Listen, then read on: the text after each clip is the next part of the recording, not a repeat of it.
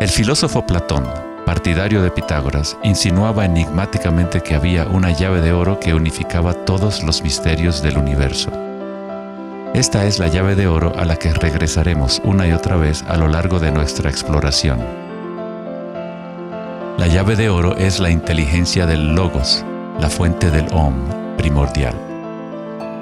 Se podría decir que es la mente de Dios.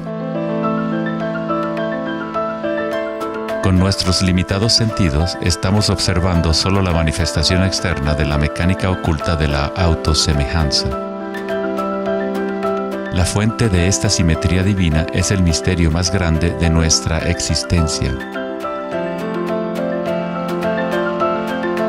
Muchos de los pensadores monumentales de la historia, como Pitágoras, Kepler, Leonardo da Vinci, Tesla y Einstein, han llegado al umbral del misterio. Einstein dijo: "Lo más bello que podemos experimentar es lo misterioso. Es la fuente de cualquier arte y ciencia verdadera". Aquel que no conoce esta emoción, que no hace pausa para maravillarse y quedarse absorto en admiración, es como si estuviera muerto. Sus ojos están cerrados. Estamos en la posición de un niño pequeño entrando a una gran biblioteca llena de libros en muchos idiomas diferentes. El niño sabe que alguien debe haber escrito esos libros. No sabe cómo. No entiende los idiomas en que están escritos. El niño sospecha ligeramente que hay un orden misterioso en la disposición de los libros, pero no sabe cuál es. A mí me parece que esa es la actitud, inclusive del ser humano más inteligente, hacia Dios. Vemos un universo maravillosamente ordenado que obedece ciertas leyes. Nuestras mentes limitadas no pueden comprender la misteriosa fuerza que mueve las constelaciones. Todo científico que observa detenidamente el universo y todo místico que observa profundamente su interior se encuentra tarde o temprano, cara a cara, con la misma cosa: la espiral primordial.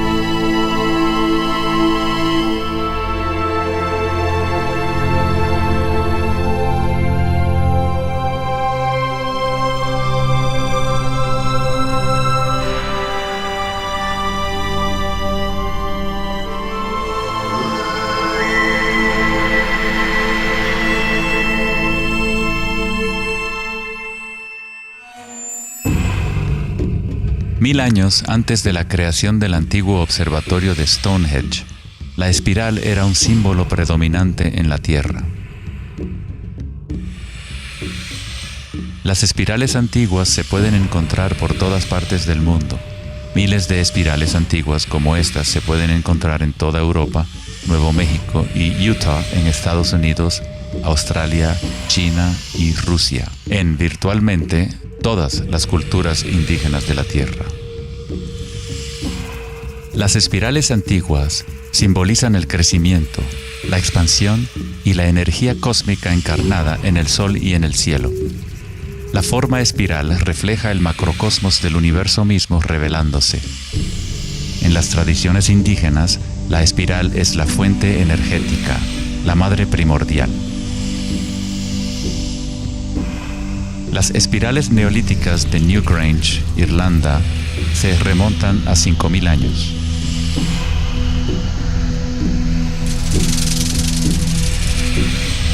Tienen 500 años más que la Gran Pirámide de Giza y son igual de enigmáticas ante los observadores modernos.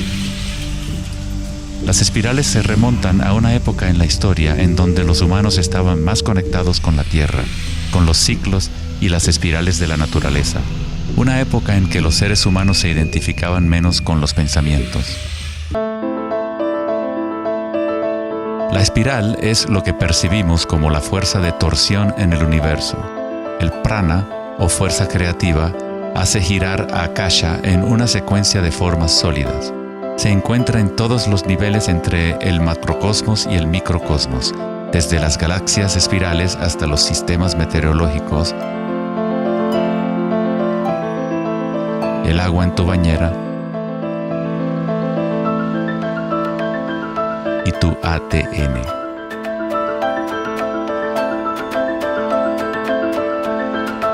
En la experiencia directa de tu propia energía, la espiral primordial no es una idea, sino más bien lo que hace posible toda condición e idea.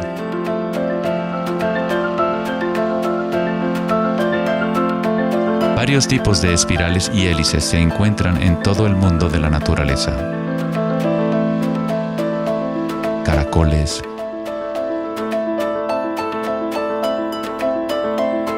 corales marinos,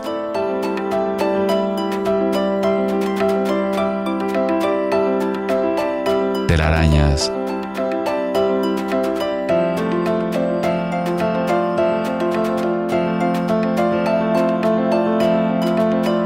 fósiles.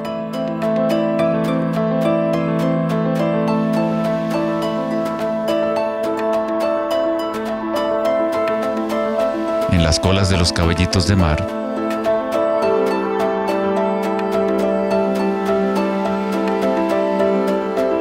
y en las conchas. Muchas espirales en la naturaleza se pueden observar como espirales logarítmicas o espirales en crecimiento. A medida que avanzas desde el centro de la espiral, las secciones son exponencialmente más grandes.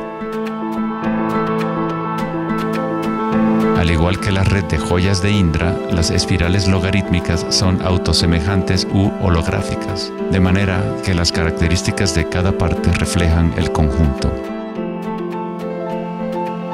Hace 2400 años, en la antigua Grecia, Platón consideraba la proporción geométrica continua como el vínculo cósmico más profundo. La sección áurea, o número áureo, o proporción divina, era el secreto más grande de la naturaleza. La sección áurea puede expresarse como la relación de A más B a es igual a la relación de A B. Para Platón, el alma del mundo se vincula en una sola resonancia armónica. El mismo patrón pentagonal que existe en una estrella de mar o en una rebanada de quimbombo se puede observar en la trayectoria del planeta Venus trazada en el cielo nocturno durante un periodo de 8 años.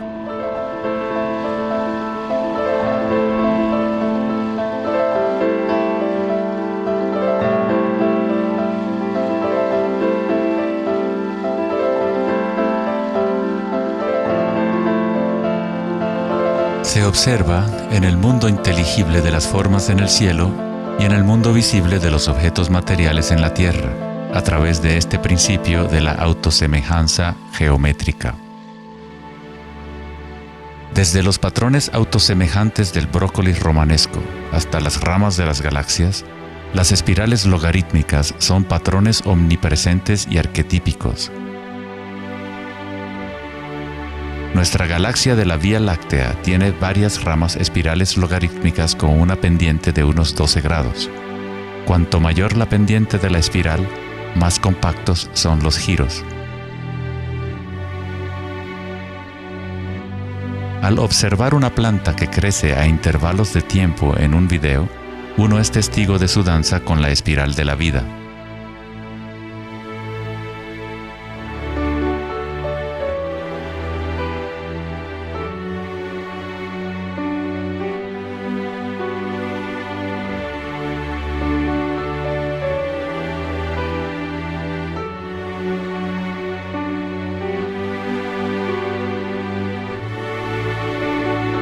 Una espiral dorada es una espiral logarítmica que crece hacia afuera, siguiendo el factor de la sección áurea.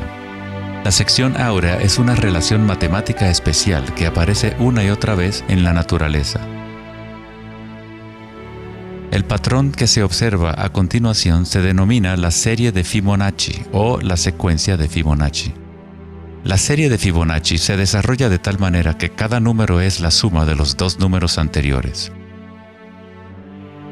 El matemático y astrónomo alemán Kepler descubrió que patrones autosemejantes de espirales son observables de la manera en la cual las hojas están dispuestas en los tallos de las plantas, o en el orden de los pétalos y los capullos de las flores.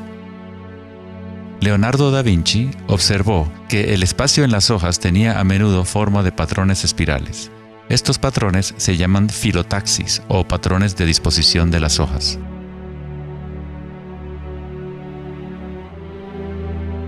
La disposición filotaxis se puede observar en los nucleótidos independientes del ADN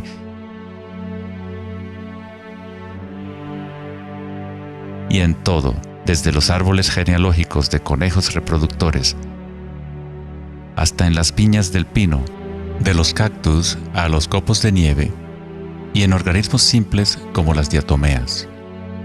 Las diatomeas son uno de los tipos más comunes de fitoplancton, organismos unicelulares que sirven de alimento a numerosas especies en la cadena alimenticia.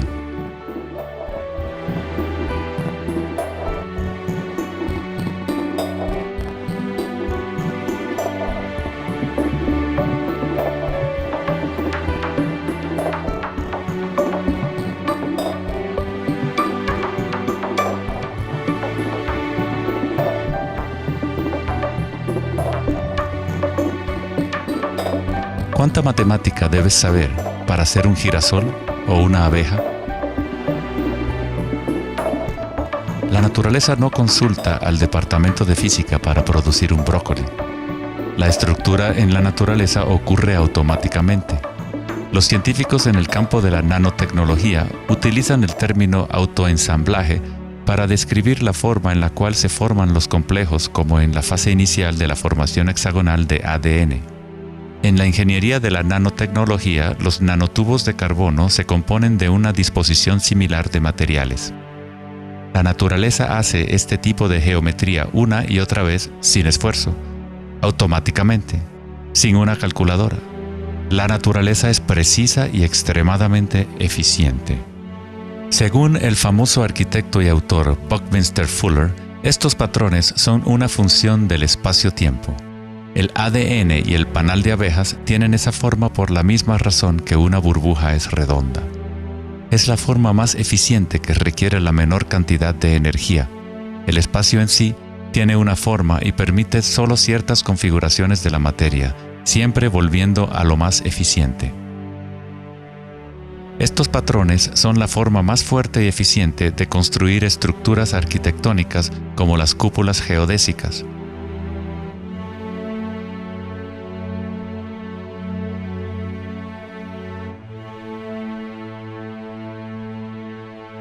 Los patrones de espirales logarítmicas permiten la exposición máxima de las plantas a los insectos para la polinización. La máxima exposición a la luz solar y la lluvia que les permite llevar el agua de manera eficiente y en espiral hacia sus raíces. Las aves rapaces utilizan el patrón de espiral logarítmica para acechar a su próxima presa. Volar en espiral es la forma más eficiente de cazar.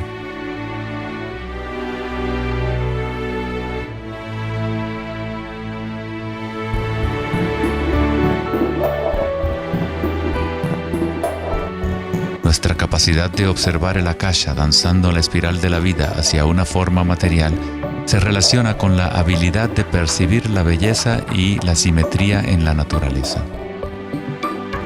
El poeta William Blake dijo: "El universo vegetativo se abre como una flor desde el centro de la tierra en donde mora la eternidad. Se expande desde las estrellas hasta el caparazón mundano y ahí se encuentra con la eternidad de nuevo, tanto desde dentro como desde fuera".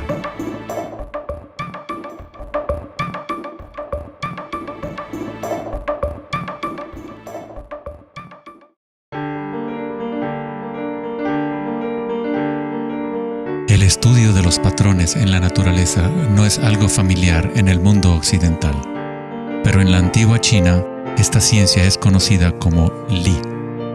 El Li refleja el orden dinámico y el patrón en la naturaleza. Pero no es considerado algo estático, congelado o inmutable como un mosaico. Es un patrón dinámico que se materializa en todos los seres vivos.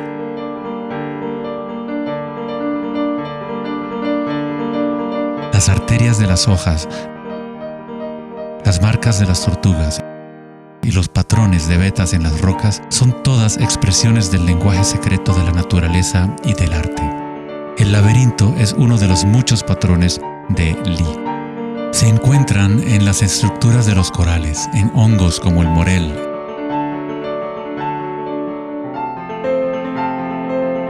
frijoles y en el cerebro humano. El patrón celular es otro patrón común en la naturaleza. Existe una gran variedad de diferentes estructuras celulares, pero todas tienen un orden similar definido según su propósito y función.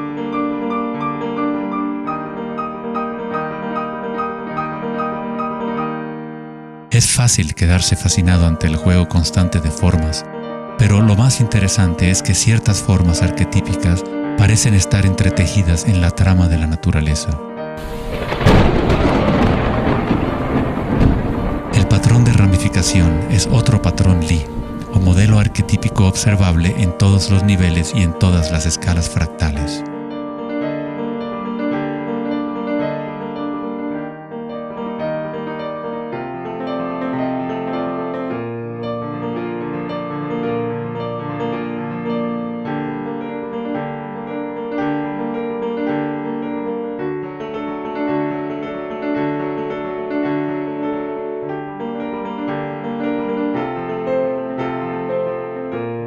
Tomemos, por ejemplo, esta imagen increíble de una simulación de computadora conocida como la simulación del milenio, que muestra la distribución de la materia oscura en el universo local.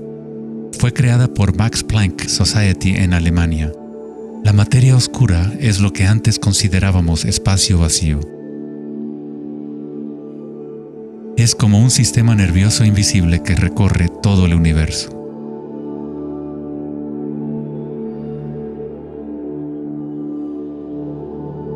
El universo es literalmente como un cerebro gigante.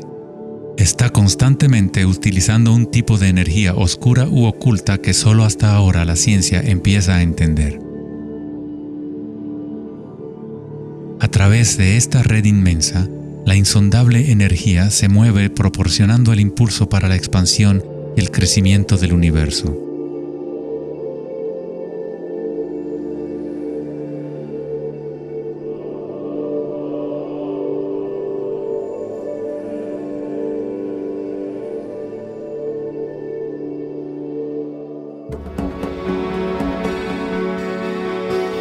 La naturaleza crea patrones de ramificación automáticamente cuando creamos las condiciones adecuadas.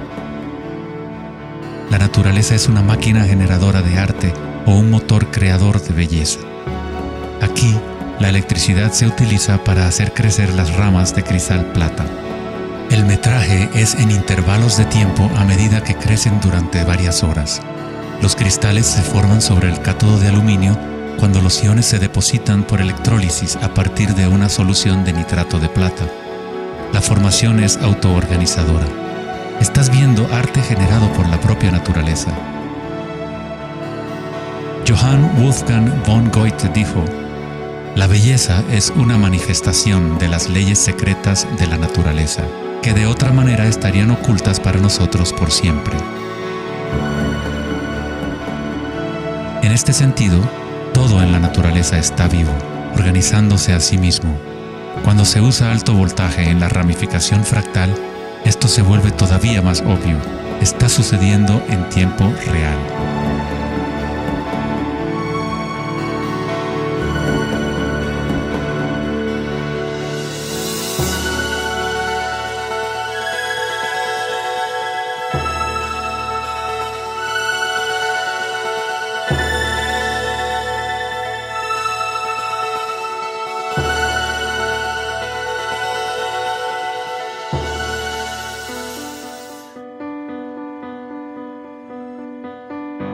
En el cuerpo humano se encuentran patrones y estructuras ramificadas por todas partes. Son, por supuesto, el sistema nervioso de la medicina occidental. Pero en la medicina china, ayurvédica y tibetana, los meridianos de energía son un componente esencial para entender cómo funciona el cuerpo. Los nadis o meridianos de energía forman estructuras ramificadas. Una autopsia no revelará los chakras o nadis, pero eso no quiere decir que no existen. Es necesario refinar las herramientas que usamos para poder observar.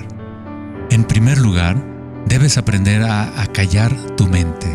Solo entonces podrás ver estas cosas primero en tu interior. En En la teoría eléctrica, cuanta menos resistencia haya en un cable, más fácilmente puede transportar energía. Al cultivar la ecuanimidad a través de la meditación, se crea un estado de no resistencia en tu cuerpo.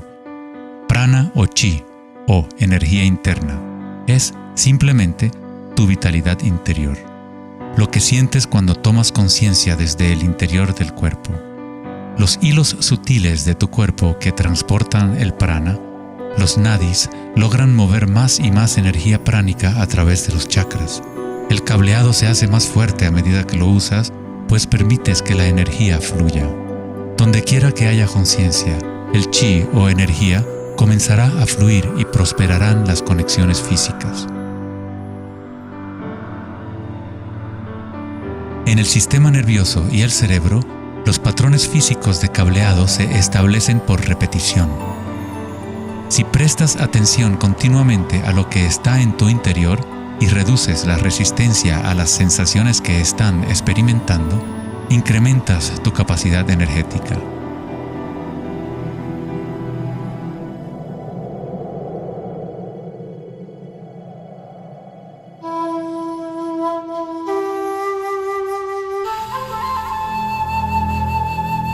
En el taoísmo, el símbolo del yin y el yang representa la interpenetración de las fuerzas en espiral de la naturaleza. El yin y el yang no son dos y no es uno. El antiguo concepto del ara está representado por un yin y yang o remolino en espiral. Es el centro de energía localizado en el abdomen, debajo del ombligo. Ara significa literalmente mar u océano de energía. En China, el ara es llamado el Dantien inferior. En muchas formas de artes marciales asiáticas, se dice que el guerrero con ara fuerte es imparable. En la tradición samurái, una forma de suicidio ritual o seppuku era el harakiri. Esto significa traspasar tu propio ara, desconectando el chi o canal de energía. Moverse desde este centro crea el movimiento enraizado y lleno de gracia que se ve no solo en las artes marciales,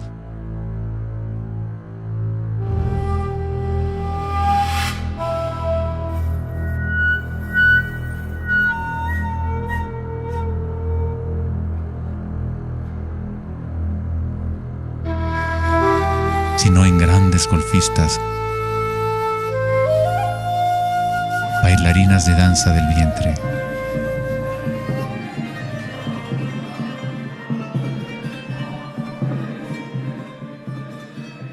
Y derviches giradores sufíes. La esencia del ara es la cultura de la conciencia disciplinada, enfocada en un solo punto, la quietud del ojo del huracán.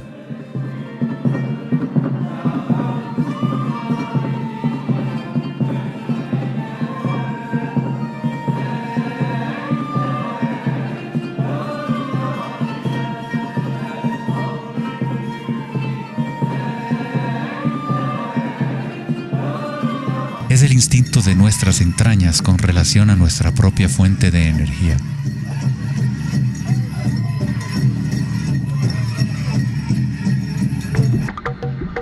Una persona con buena ara está conectada con la tierra y con la sabiduría intuitiva que conecta a todos los seres.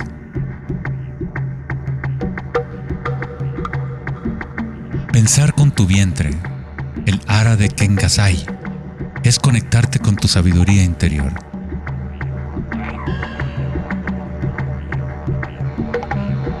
Los antiguos aborígenes australianos se concentraban en la misma zona justo debajo del ombligo, donde el cordón de la gran serpiente arcoíris yacía enroscada. Una vez más, una representación de energía evolutiva en la humanidad. No es casualidad que es en el ara donde comienza la nueva vida.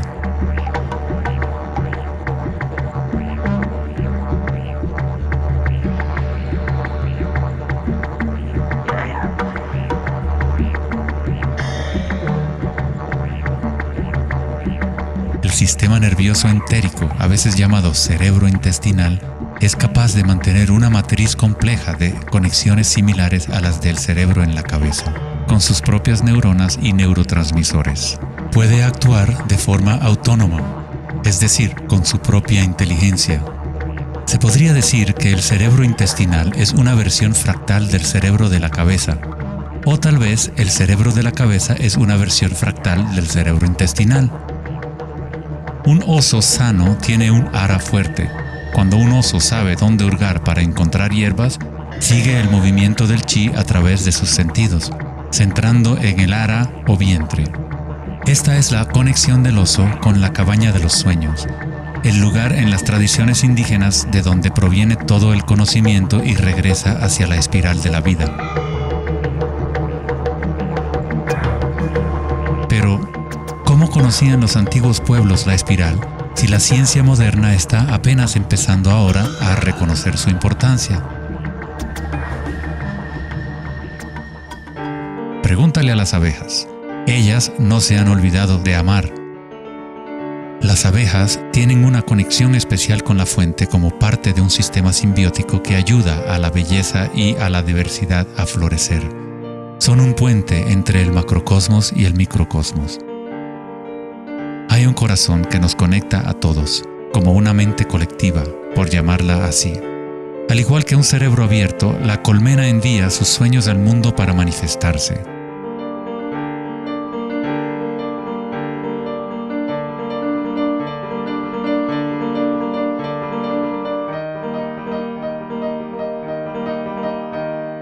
En la naturaleza, muchas criaturas saben cómo actuar en el unísono para moverse con un solo espíritu, en una sola dirección.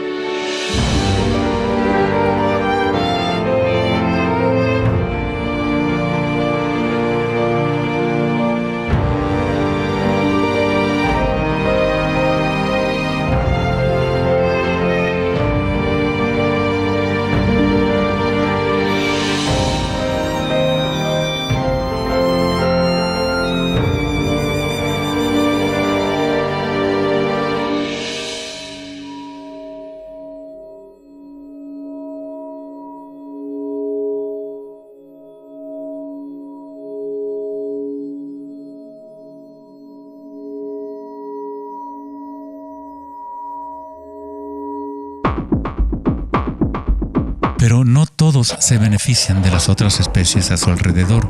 Por ejemplo, la cigarra devora todo en su camino. Una cigarra no tiene ninguna otra opción que actuar como cigarra. Nunca va a producir miel ni a polinizar plantas como una abeja. El comportamiento de una cigarra es rígido, pero un ser humano es único en el sentido de que podemos actuar como una abeja o como una cigarra. Tenemos la libertad de cambiar y manipular los patrones de la forma en que interactuamos con el mundo. Podemos existir en simbiosis o como parásitos.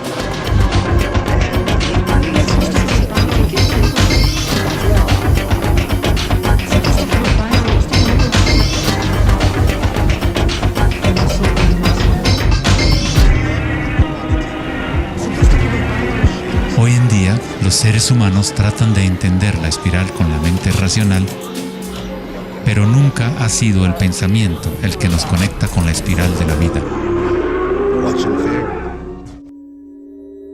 Siempre hemos estado conectados.